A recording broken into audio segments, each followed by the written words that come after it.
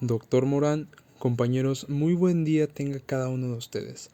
Nosotros somos el equipo número 10 y hoy nos disponemos a exponer y a explicar a detalle el tema de TCP/IP. Nuestro equipo número 10 está conformado por 3 integrantes: Ramírez Flores Juan Carlos, su servidor, Ortega Pérez Miguel Ángel y Bautista Dávila José Mateo. A continuación, damos inicio a la presentación. Historia del TCP/IP. El modelo del protocolo de Internet es el resultado de los desarrollos e investigaciones de las Agencias de Desarrollos Avanzados de Defensa del Departamento de Defensa estadounidense, o más conocida por sus siglas en inglés, DARPA. Demos un vistazo rápido a esa historia. La primera red de comunicaciones militares, DARPANET, se basa en protocolo Network Control Program. Si bien este protocolo obligaba a nodos de red a llevar una gestión activa del todo el tráfico de datos que circulaba. Esto convertía a estos nodos de red en una vulnerabilidad del sistema, esto ante un ataque enemigo que los destruyera. La red completa simplemente quedaría inoperativa. Los protocolos TCP/IP se desarrollaron para evitar este problema. La inteligencia de la red de traslado a los equipos finales y los nodos intermedios se convirtieron en simples enrutadores. En 1973 se presentó el primer protocolo de redes que permitía la comunicación entre equipos de distintos fabricantes, delegando las funciones a los equipos finales. De este diseño nació el Transmission Control Program. Este primer programa gestionaba tanto los datagramas como los protocolos de enrutamiento, pero no se tardó mucho en separar estas dos funciones, al permanecer a capas distintas del modelo teórico OSI, que acababa de ser presentado. Así nacieron los actuales Transmission Control Protocol e Internet Protocol, conocidos mejor como TCP/IP. Finalmente, se optó por un diseño de protocolos que únicamente dejase los servicios de transmisión y enrutamiento a la propia red, mientras delegaba cualquier otro servicio a la inteligencia de los equipos finales. Esta estrategia fue llamada comunicación end-to-end o en español de extremo a extremo. Entre 1973 y 1974, la Universidad de Stanford presentó la primera propuesta completa del protocolo TCP.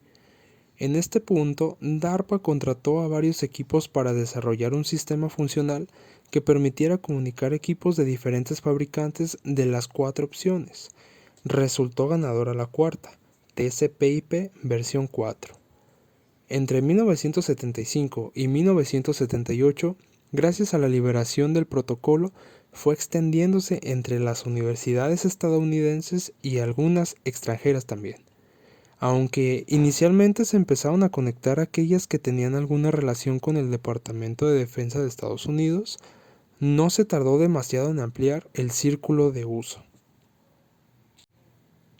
En 1985, 3 de las grandes empresas anunciaron su intención de migrar sus diseños propietarios al nuevo protocolo abierto. Fueron IBM, AT&T y DEC.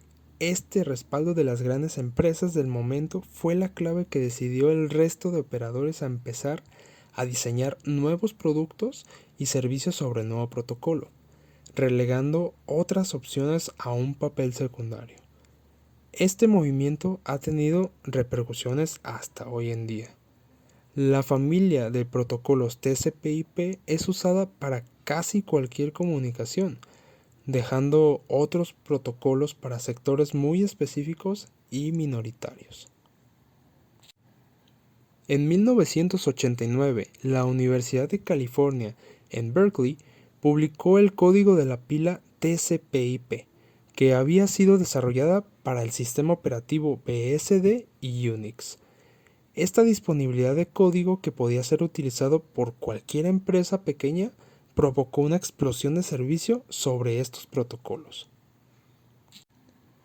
Hoy en día, la pila de protocolos TCP/IP Permite la comunicación a través de Internet de cualquier equipo físico, de cualquier fabricante, y se ha convertido en el motor de una nueva economía global. Y aquí, como podemos observar en la imagen, Vinton Cerf es el coinventor junto a Robert Kahn de los protocolos TCP/IP y se encargaron de la puesta en marcha del programa de Internet de la Agencia de Proyectos de Investigación Avanzados para la Defensa de los Estados Unidos, o como ya lo comentamos, mejor conocido como DARPA. Entonces, ¿qué es TCP/IP? Como ya lo mencionamos, TCP/IP son las siglas de Protocolo de Control de Transmisión y Protocolo de Internet. TCP es el protocolo de control de transmisión que permite establecer una conexión y el intercambio de datos entre dos anfitriones. Este protocolo proporciona un transporte fiable de datos. Por otra parte, IP o protocolo de Internet utiliza direcciones serias de 4 octetos con formato de punto. Este protocolo lleva los datos a otras máquinas de la red. Por sí mismo, un equipo puede realizar determinadas tareas, pero su potencia se multiplica cuando es capaz de comunicarse con otros. Muchas de las cosas por las cuales utilizamos un equipo puede ser para enviar mensajes, enviar emails, ver películas, GPS, etc. Todo depende de la comunicación entre ellos. Pueden ser equipos de distintas marcas o incluso encontrarse zonas del mundo diferentes. Y las personas y programas que los utilizan pueden hablar distintos lenguajes humanos e informáticos. El modelo TCP/IP permite un intercambio de datos fiable dentro de una red, definiendo los pasos a seguir desde que se envían los datos en paquetes hasta que son recibidos. Para lograrlo, utiliza un sistema de capas con jerarquías que se construye una capa a continuación de la anterior, que se comunican únicamente con su capa superior a la que ésta se envía los resultados y su capa inferior a la que solicita servicios. Una interacción determinada puede darse entre dos sistemas informáticos o involucrar cientos de sistemas. Sin embargo, como sucede al pasar una carta o un paquete de mano en mano, cada transición se produce entre solo dos equipos cada vez. Para que esto suceda, los dos equipos deben saber cómo se espera que se comuniquen. Se deberían de tomar los siguientes puntos: cómo se inicia la conversación, a quién le toca comunicarse, cómo sabe un equipo si su mensaje se ha transmitido correctamente, cómo termina la conversación. Entonces, ¿qué es lo que hace exactamente TCP/IP y cómo funciona? TCP/IP incide mucho en la precisión y dispone de varios pasos para garantizar la correcta transmisión de los datos entre ambos equipos. Lo que hace TCP/IP es descomponer cada mensaje en paquetes que se vuelven a ensamblar en el otro extremo. De hecho, cada paquete podría tomar una ruta distinta hasta el equipo de destino, si la ruta deja de estar disponible o está muy congestionada, claro. Además, TCP/IP divide las distintas tareas de comunicación en capas. Cada capa tiene una función distinta. Los datos pasan por 4 capas independientes antes de recibirse en el otro extremo. Estas capas las vamos a definir más adelante. Podemos poner a un automóvil como ejemplo. Todos los fabricantes coinciden con la posición de los pedales, así que no debemos tener eso en cuenta al cambiar de coche. Por otra parte, es posible actualizar determinadas capas, por ejemplo, para mejorar el rendimiento o la seguridad, sin tener que actualizar todo el sistema del automóvil. Características principales. Las características principales que conlleva TCP/IP son las siguientes. Permite colocar los segmentos nuevamente en orden cuando viene en el protocolo IP. Permite el monitoreo del flujo de datos y así evitar la saturación de la red. Permite que los datos se formen en segmentos de longitud variada para entregarlos al protocolo IP. permite multiplexar los datos, es decir, que la información que viene de diferentes fuentes, por ejemplo, aplicaciones, en la misma línea pueda circular simultáneamente. Por último, permite comenzar y finalizar la comunicación amablemente. Las capas del modelo TCP/IP. Dentro del modelo TCP/IP existen 4 niveles o capas que hay que tener en cuenta. Nivel de enlace o acceso a la red es la primera capa del modelo y ofrece la posibilidad de acceso físico a la red, que bien puede ser en anillo, Ethernet, etc., especificando el modo en que los datos deben enrutarse independientemente del tipo de red utilizado. Después tenemos al nivel de red o internet, que ésta proporciona el paquete de datos o datagramas y administra las direcciones IP. Los datagramas son paquetes de pequeños datos que constituyen el mínimo de información en una red. Esta capa es considerada la más importante y engloba protocolos como IP, ARP, ICMP, IGMP y RARP.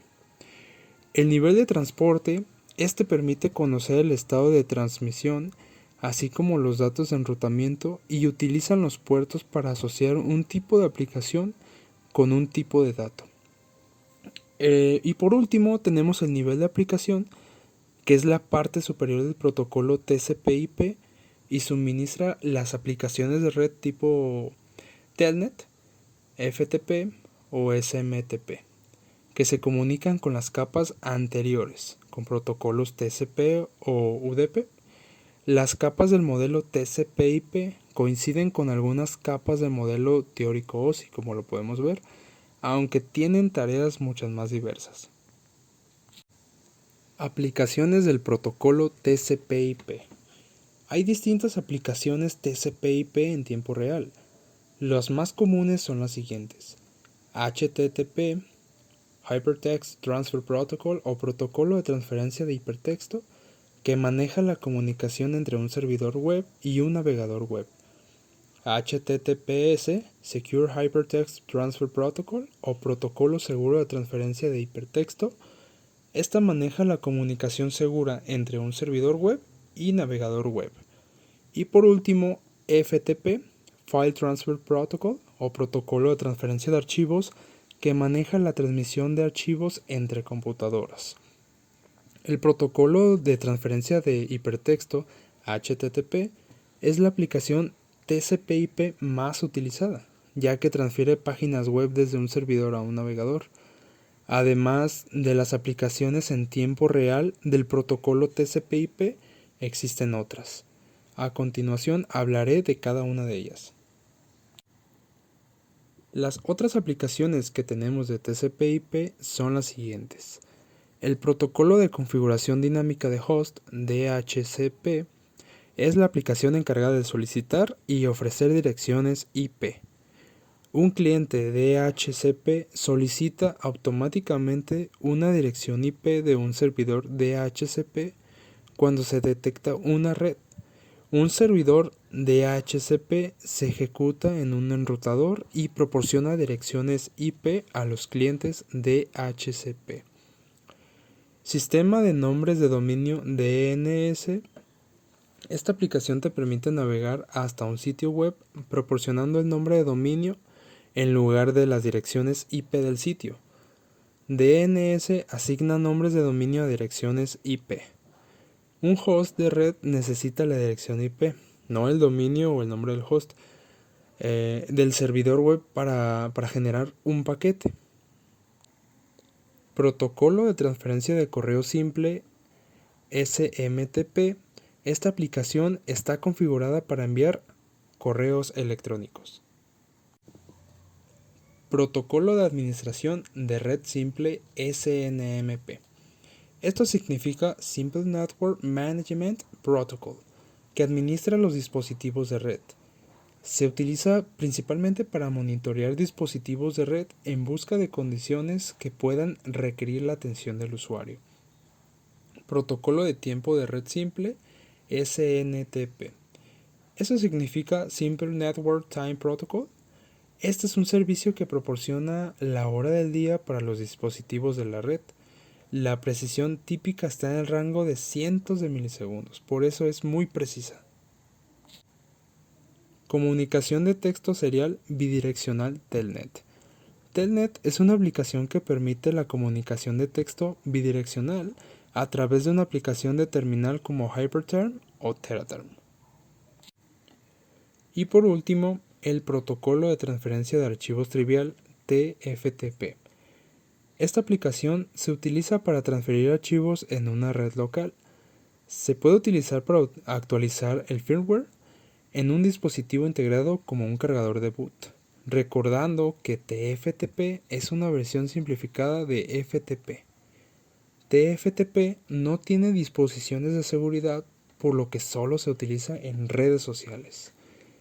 Para utilizar alguna de las aplicaciones de este protocolo, se necesita la dirección TCP/IP del dispositivo que se vaya a utilizar. En la mayoría de las veces el dispositivo se comunica automáticamente, pero es posible que tenga que proporcionar manualmente la dirección TCP/IP.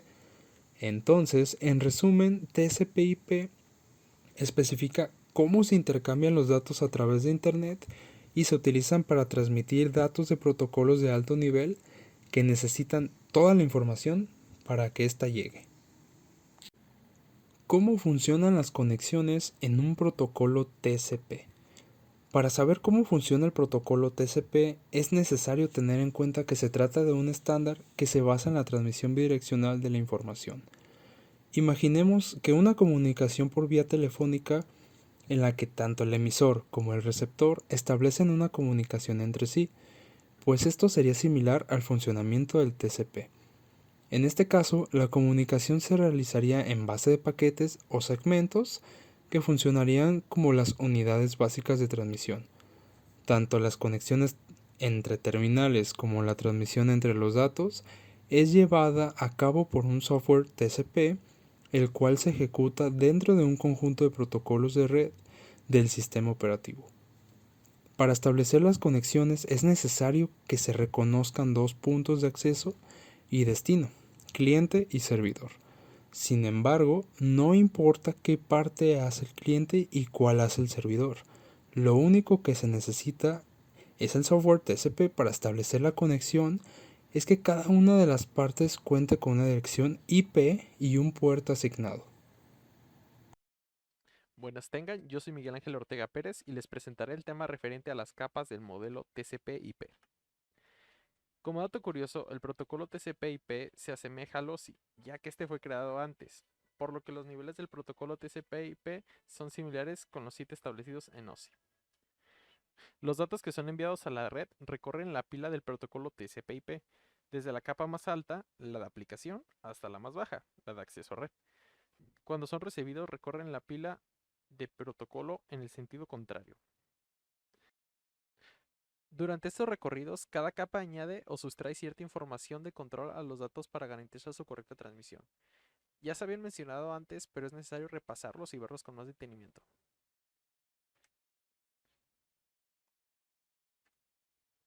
Nivel de enlace o acceso a la red. También conocida como capa de interfaz de red o capa física, es la primera capa del modelo y es responsable de manejar las partes físicas del envío y recepción de datos, utilizando cable Ethernet, red inalámbrica, tarjeta de interfaz, etc. Otra función importante de esta capa es la de asociar las direcciones IP lógicas a direcciones físicas. Por ejemplo, una dirección IP de un ordenador se asocia a la dirección Ethernet. La primera es elegida por el usuario, incluso un mismo ordenador puede trabajar con diferentes direcciones IP. Sin embargo, la segunda no puede cambiarse e identifica inequívocamente al adaptador NIC dentro de la red Ethernet. El protocolo ARP se encarga precisamente de asociar las direcciones IP con direcciones físicas Ethernet. Nivel de red o Internet. Proporciona el paquete de datos o datagramas y administra las direcciones IP. Los datagramas son paquetes de datos que constituyen el mínimo de información en una red. Esta capa es considerada como una de las más importantes y engloba protocolos como IP, ARP, ICMP, IGMP y RARP. En este nivel, el protocolo IP es el gran protagonista. El protocolo IP se ha diseñado para redes de paquetes conmutadas no orientadas a conexión, lo cual quiere decir que cuando dos equipos se quieren conectar entre sí, no intercambian información para establecer la sesión. IP tampoco se encarga de comprobar si se han producido errores de transmisión. Esta función se la confía a las capas superiores. Todo ello se traduce en que los paquetes de datos contienen información suficiente como para propagarse a través de la red sin que haga falta establecer conexiones permanentes. El datagrama IP se compone de una cabecera y un campo de datos. A continuación, el formato de la cabecera IPv4, en donde la principal diferencia con IPv6 es que cambia de 32 a 64 bits. Aún así, este ejemplo nos ayuda a entender el funcionamiento ya que son muy similares. El primer campo del datagrama es la versión. Es un campo de 4 bits que contiene la versión del protocolo IP. La longitud es un campo de 4 bits e indica la longitud de la cabecera IP en palabras de 32 bits, sin incluir el campo de datos. El tipo de servicio es un campo de 8 bits que indica la calidad de servicio y la prioridad solicitada por el datagrama IP. La longitud total es un campo de 16 bits que contiene la longitud total del datagrama, cabecera y datos.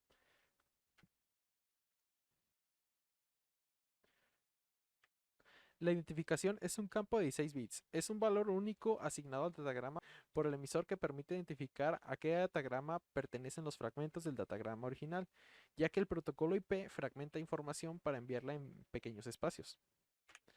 Las flags o banderas es un campo de 3 bits que nos ayuda a saber cómo se debe tratar la información IPv4. Contienen los valores 0, DF y MF. Esto los veremos más adelante.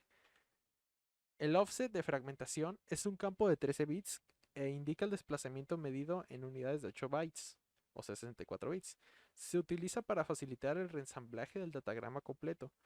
Si es el primer o único fragmento, el valor es 0. Esto nos ayuda a saber su posición respecto al datagrama original.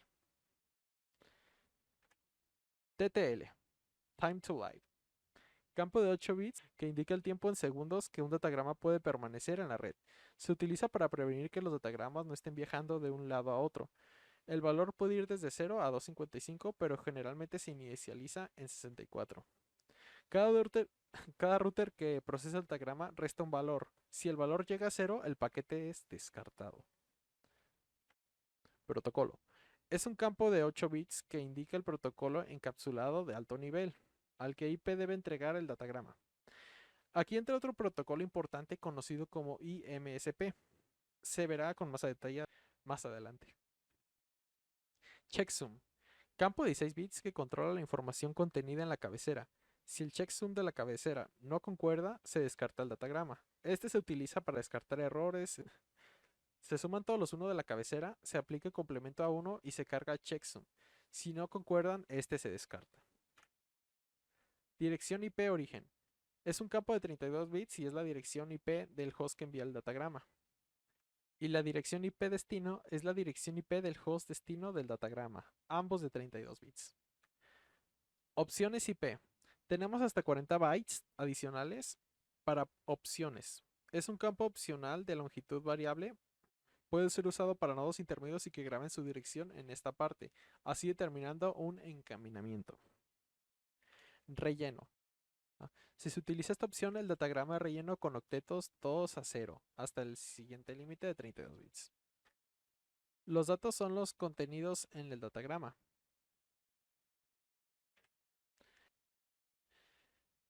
Para el protocolo IP, un datagrama es el formato que debe tener un paquete de datos en la capa de red.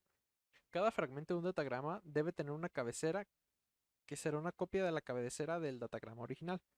Un fragmento es tratado como un datagrama IP normal mientras es transportado a su destino.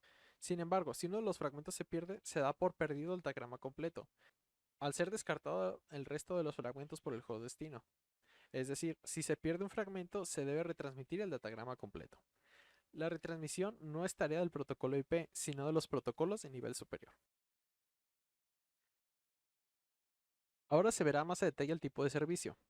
Ya sabemos que es un campo de 8 bits que indica la calidad del servicio y la prioridad solicitada por el datagrama IP. Consta de los 6 primeros bits y 2 sin establecer.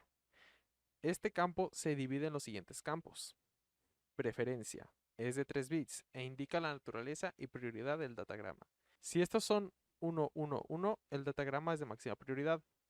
Por el contrario, si son 0, 0, 0, indica un datagrama común. 2 es de 4 bits y especifica el valor del tipo de servicio.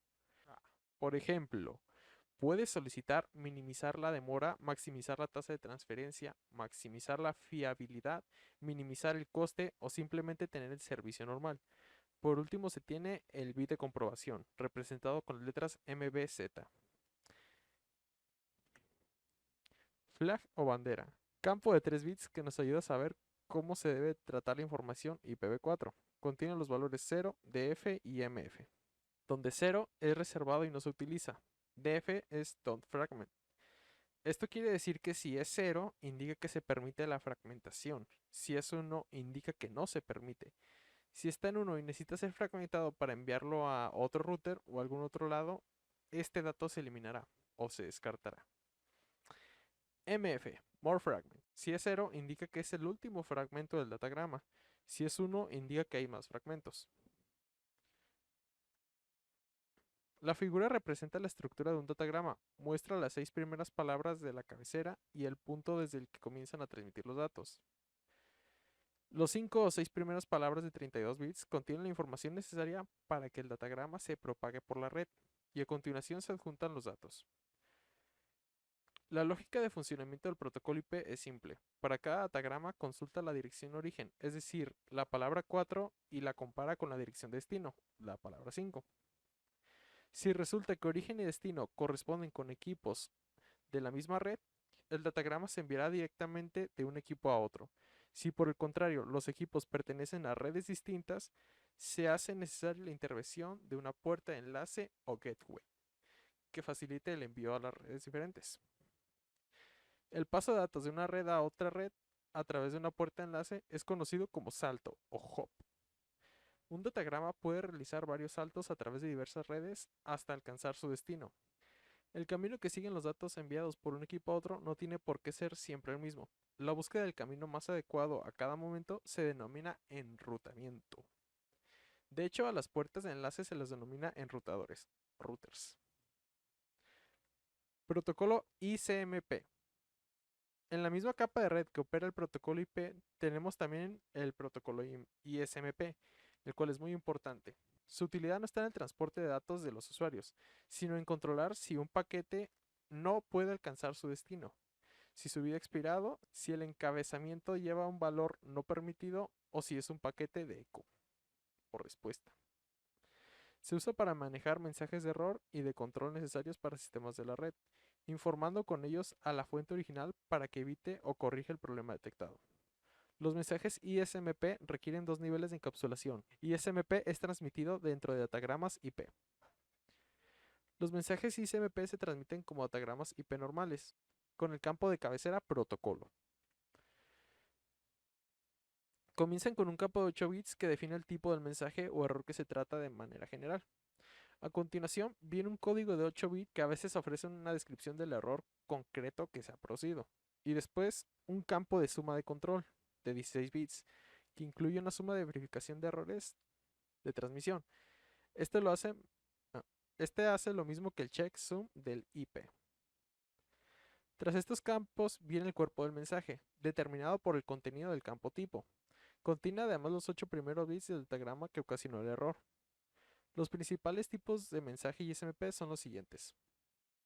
Mensajes informativos. Entre estos mensajes hay algunos de suma importancia, como los mensajes de petición de eco.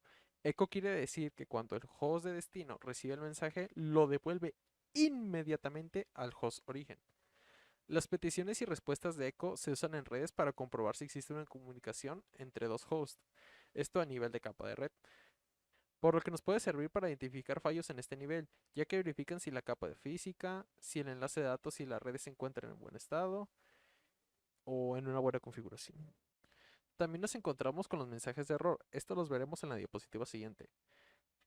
Otros ejemplos de estos mensajes, de los mensajes informativos, son los siguientes.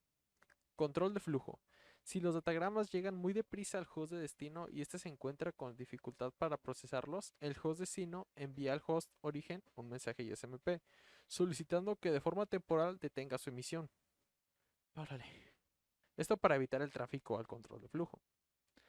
Detección de destinos inalcanzables. Cuando la dirección de destino de un datagrama no logra ser asociada a ningún equipo, el host que han enviado recibe un mensaje ISMP indicando que el destino indicado es inalcanzable. Redireccionamiento de rutas. Una puerta de enlace puede enviar un mensaje ISMP a un host para hacerle saber que existe otra puerta de enlace dentro de la misma red y que en ese momento resulta una mejor opción para encaminar sus datagramas hacia otras redes. Pruebas de conectividad. Esta funcionalidad es la más conocida, ya que es la que emplea el comando ping, el cual desde un equipo se puede enviar a otro un mensaje ISMP con eco. Los mensajes de error son los siguientes, en este caso se explicarán los más importantes. En el caso de obtener un mensaje ISMP de destino inalcanzable o tipo 3, el error concreto que se ha producido vendrá dado por el valor de campo código, pudiendo presentar los 12 tipos de errores. Este tipo de mensajes se generan cuando el tiempo de vida del datagrama ha llegado a 0 mientras se encontraba en tránsito hacia el host destino. En este caso sería el código 0. También se puede generar este mensaje porque habiendo llegado a destino, el tiempo de ensablado de los diferentes fragmentos expira antes de que lleguen todos los fragmentos necesarios. En este caso sería el código 1. Los mensajes ISMP de tipo 12, problemas de parámetros, se pueden originar cuando existe información inconsistente en alguno de los campos del datagrama. Esto hace que sea imposible procesar el mismo correctamente, cuando se envían datagramas de tamaño incorrecto o cuando falta algún campo obligatorio. Por su parte, los mensajes tipo 5, mensajes de redirección, se suelen enviar cuando existen dos o más routers diferentes en la misma red. Es decir, el paquete se envía al router equivocado. En este caso, el router receptor devuelve el datagrama host al origen junto con un mensaje ISMP de redirección, lo que hará que éste actualice su tabla de enrutamiento y envíe el paquete al siguiente router. Nivel de transporte. En esta capa o nivel se encuentran definidos los protocolos TCP y el protocolo UDP. TCP permite enviar los datos de un extremo a otro de la conexión con la posibilidad de detectar errores y corregirlos. UDP, por el contrario, reduce al máximo la cantidad de información incluida en la cabecera de cada datagrama, ganando con ello rapidez a costa de sacrificar la fiabilidad de la transmisión de datos. UDP es un protocolo orientado a conexión, y el formato de los datos que maneja es muy distinto al de datagramas. Ciertas aplicaciones prefieren utilizar en la capa de transporte el protocolo UDP, aunque no se haga corrección ni detección de errores. Por lo que si se requiere más fiabilidad en los datos transmitidos, las aplicaciones recurren a la capa de transporte con el protocolo TCP.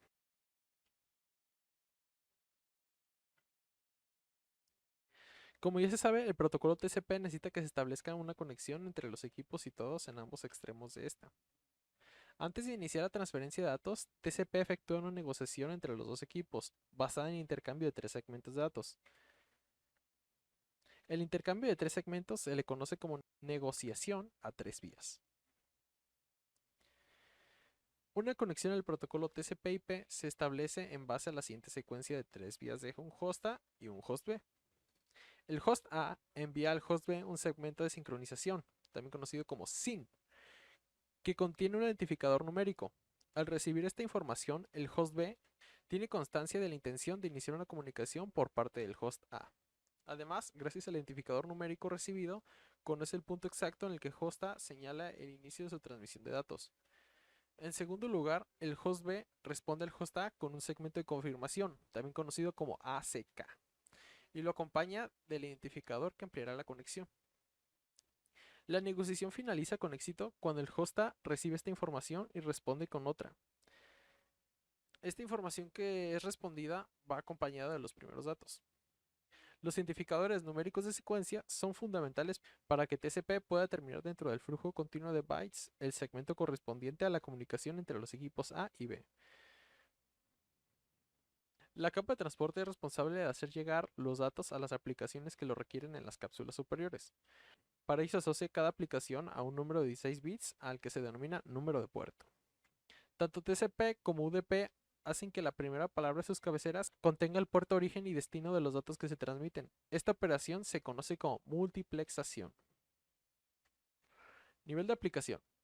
El nivel de aplicación es la parte superior del protocolo TCP/IP y suministra las aplicaciones de red tipo Telnet, FTP o SMPT, que se comunican con las capas anteriores con protocolos TCP o UDP. Esta capa está compuesta por un grupo de aplicaciones que requieren comunicaciones en red. En esta capa es donde el usuario interactúa, como el correo electrónico y los mensajes, es decir, soportan servicios de conexión remota. De todos los protocolos de aplicación, los más conocidos son Telnet o Network Terminal Protocol. Es un protocolo que permite establecer conexiones con terminales remotos, de tal manera que se puedan ejecutar en ellos comandos de configuración y control. FTP, File Transfer Protocol. Protocolo orientado a conexión dedicado a la transferencia de archivos. FTP ofrece una gran fiabilidad con este servicio en gran parte debido a que se basa con el protocolo TCP. Esto dentro de la capa de transporte. TFTP, Trivial File Transfer Protocol, es una versión de FTP que funciona más rápido, pero es menos fiable, porque se sirve de mensajes UDP en la capa de transporte. SMTP, Simple Mail Transfer Protocol, posibilita el funcionamiento del correo electrónico en las redes de ordenadores SMTP. Recurre al protocolo de oficina postal POP, Post Office Protocol, para almacenar mensajes en los servidores de correo electrónico. Existen dos versiones, POP2, que necesita la intervención del SMTP para enviar mensajes, y POP3, que funciona de una forma independiente. HTTP o Hypertext Transfer Protocol es un estándar de Internet que permite la transmisión de gran variedad de archivos como texto, gráficos, sonidos e imágenes. HTTP regula el proceso mediante el cual el navegador como Netscape, Mozilla o Internet Explorer, hoy conocido como Edge, solicitan información a los servidores web. DNS, Domain Name Service. Esta aplicación convierte nombres de dispositivos y de nodos de red en direcciones IP. Por ejemplo, el nombre www.mcgraw.es se convierte en la dirección 198.45.24.99. Los servidores de red proporcionan servicios esenciales para la comunicación entre ordenadores. A diferencia de lo que ocurre con muchos programas de aplicación, estos servicios no facilitan el acceso al usuario final. Interrupción de manera controlada. ¿Cómo interrumpir una conexión de forma controlada? En el protocolo TCP, ambas partes de la comunicación pueden interrumpir la conexión de forma controlada. Incluso se puede hacer de una forma unilateral por una de las partes. En primer lugar, el cliente envía un segmento FIN al servidor para notificarle que no desea seguir adelante con la conexión. Este segmento contiene un número de secuencia concreto. Una vez que recibe el segmento FIN, el servidor envía un segmento ACK al cliente para comprobar que ha recibido el paquete. Este segmento contiene el mismo número de secuencia que envió el cliente. ACK es un mensaje que el destino de la comunicación envía al origen de esta para confirmar la recepción del mensaje. El cliente confirma la recepción de este paquete enviando un nuevo segmento ACK al servidor, el cual tiene el mismo número de secuencia que le envió el servidor más uno.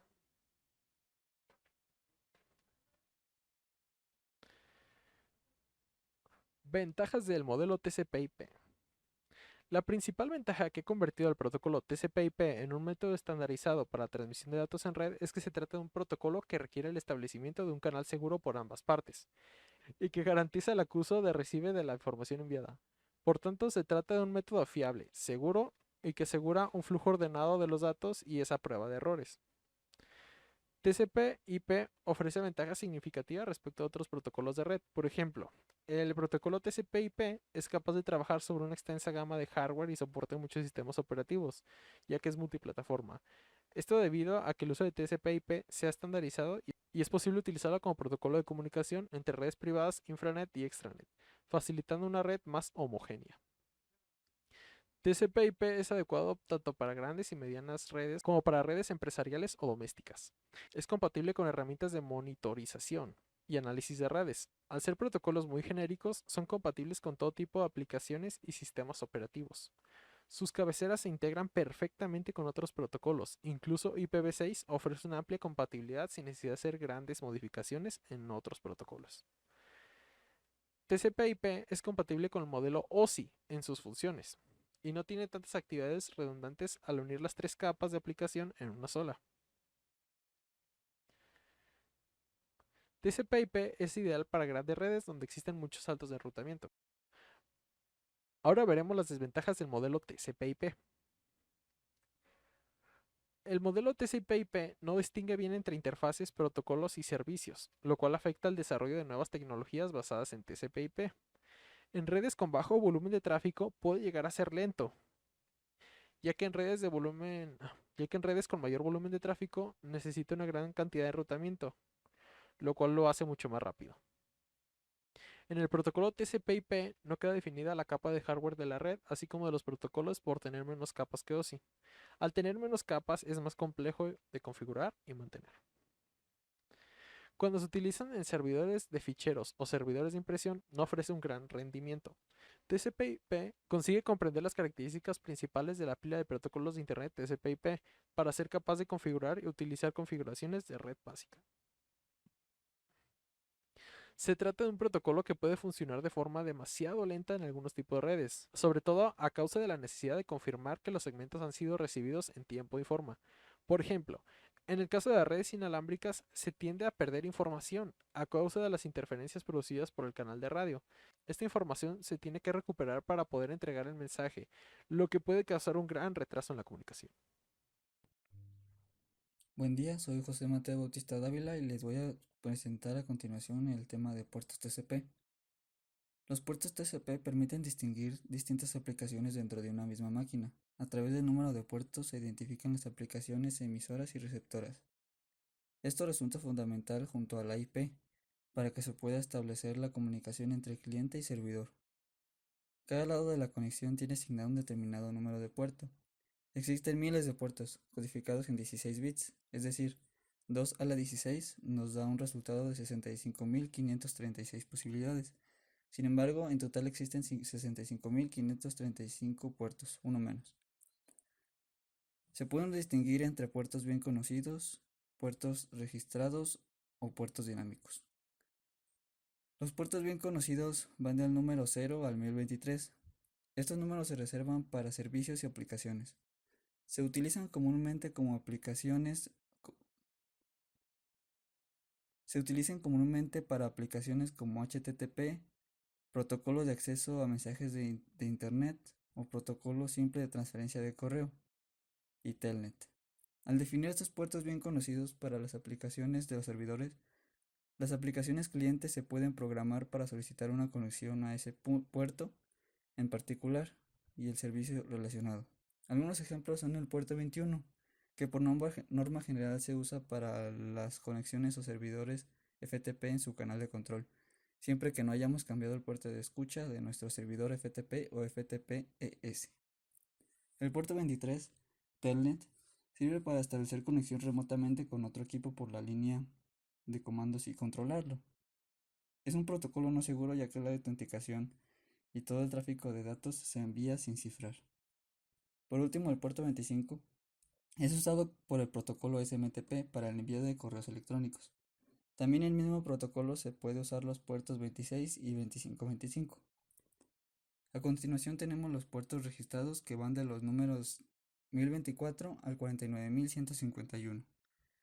Estos números de puertos se asignan a procesos o aplicaciones de usuario. Principalmente, estos procesos son aplicaciones individuales que el usuario elige instalar en lugar de otras aplicaciones comunes que recibirán un número de puerto bien conocido. Cuando no se utilizan para un recurso del servidor, un cliente puede seleccionar estos puertos de forma dinámica como su puerto de origen. Algunos ejemplos son el puerto 1863, que se utiliza como MSN Messenger, o el puerto 8080, que es una alternativa al HTTP. Se utiliza cuando se ejecuta un segundo servidor en la misma máquina. El otro está en el puerto 80, para proxy web y servidor de almacenamiento en caché, o para ejecutar un servidor web como usuario no root. Por último tenemos los puertos dinámicos o privados, que van del número 49.152 al 65.535, también conocido como puertos efímeros. Generalmente se los asigna de forma dinámica a las aplicaciones cliente cuando el cliente inicia una conexión a un servicio. El puerto dinámico suele utilizarse para identificar la aplicación cliente durante la comunicación, mientras que el cliente utiliza el puerto conocido para la comunicación. El puerto dinámico suele utilizarse para identificar la aplicación cliente durante la comunicación, mientras que el cliente utiliza el puerto bien conocido para identificar el servicio que se solicita en el servidor y conectarse a dicho servicio. No es común que un cliente se conecte a un servicio mediante un puerto dinámico o privado, aunque algunos programas de intercambio de archivos punto a punto lo hacen.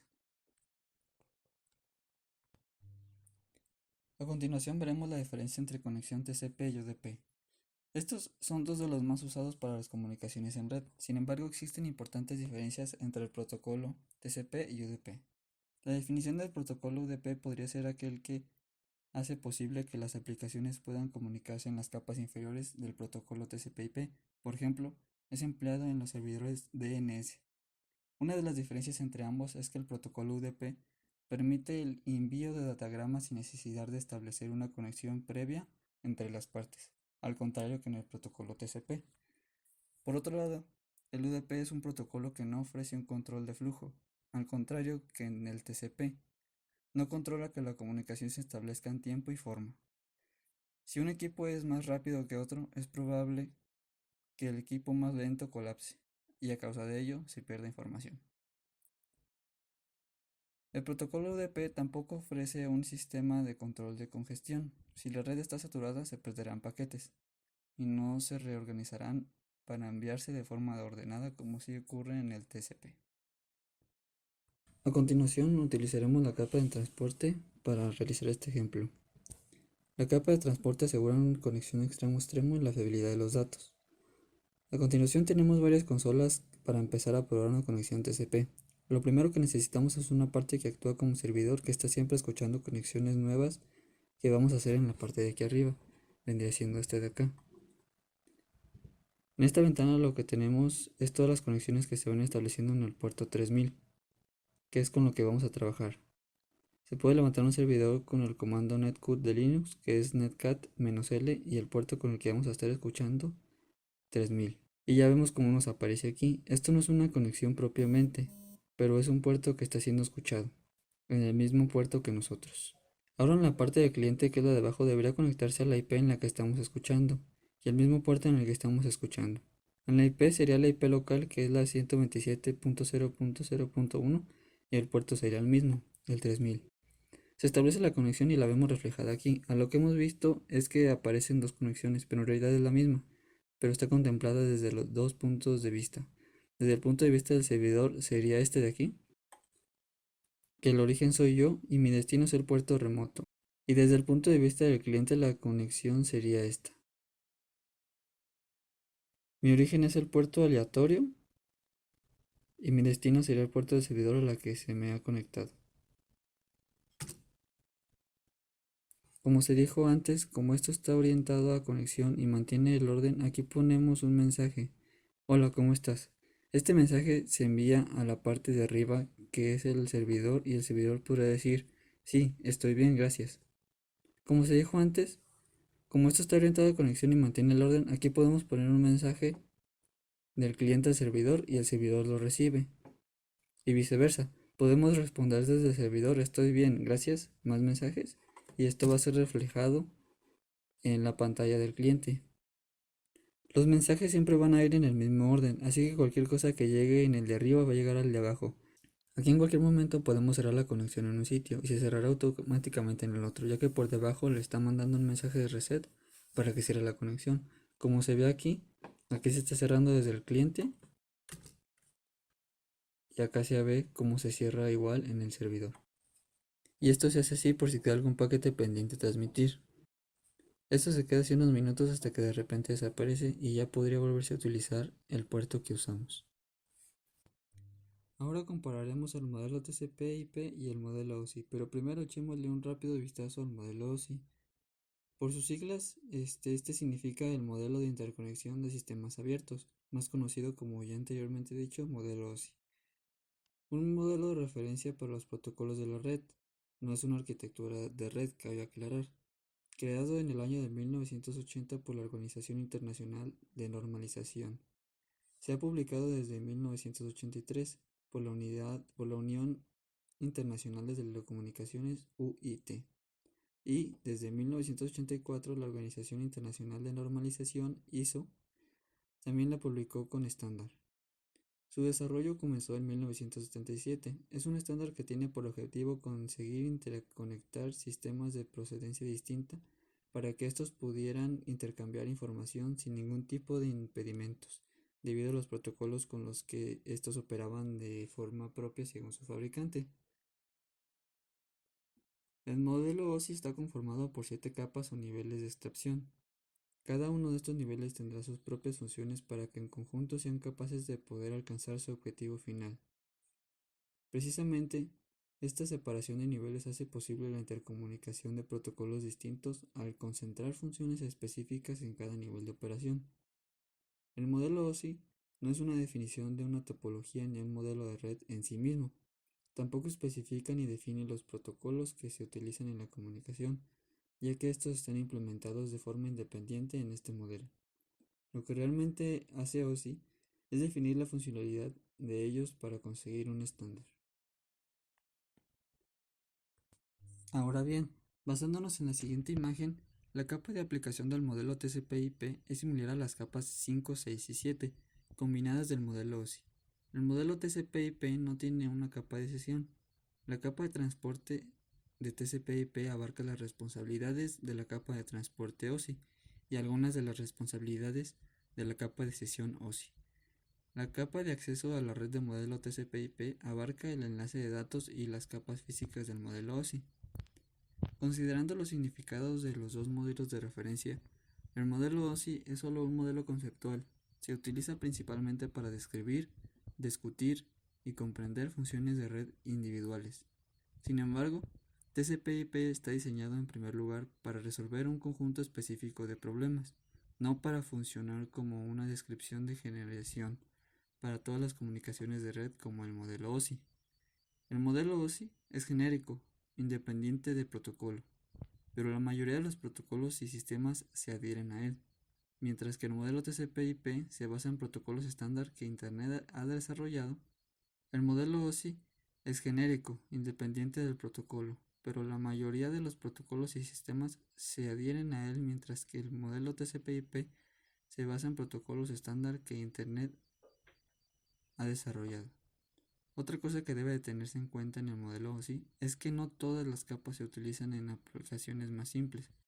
Si bien las capas 1, 2 y 3 son obligatorias para cualquier comunicación de datos, la aplicación puede usar alguna capa de interfaz única para la aplicación en lugar de las capas superiores habituales en el modelo.